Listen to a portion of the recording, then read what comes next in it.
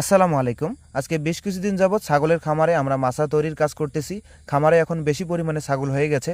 এই কারণে মূলত আমাদেরকে এখন থাকার যে জায়গাটা সেটার পরিবর্তন করে বড় পরিসরে জায়গা করতে হচ্ছে। বর্তমানে আমাদের খামারে বিভিন্ন প্রকারের বা বিভিন্ন জাতের ছাগল আছে। এই কারণে আমাদের যে জায়গা আগে ছিল সেই জায়গায় আর কোনো ধরনের ছাগল ধরে না। এখন আমাদের খুব দ্রুত এই কাজটি সম্পূর্ণ করতে হবে। আমরা সবাই মূলত বিভিন্ন সময় বিভিন্ন কাজে ব্যস্ত থাকি।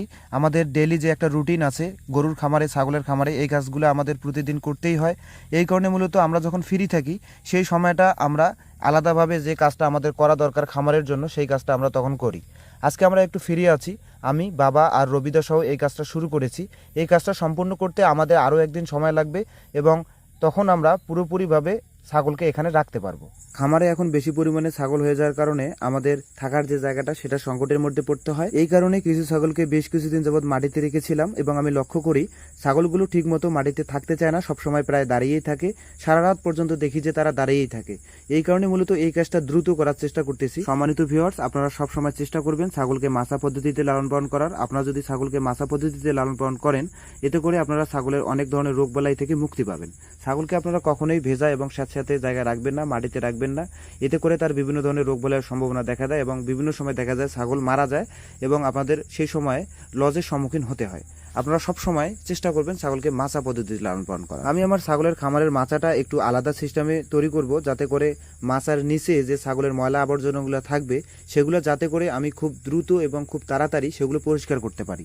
এতে করে যে জায়গাটাতে থাকবে সেই জায়গায় কোনো ধরনের দুর্গন্ধ হবে না, কোনো ধরনের মশাও হবে না এবং জায়গাটা সবসময় পরিষ্কার থাকবে। তাদের কোনো ধরনের গন্ধ লাগবে না, তাদের কোনো রোগ বালাই হওয়ার সম্ভাবনাও থাকবে না। ছাগলের খামারের জন্য যে আমরা মাচাটা তৈরি করতেছি, এটা করতে আমাদের এখনো প্রায় একদিন সময় লাগবে।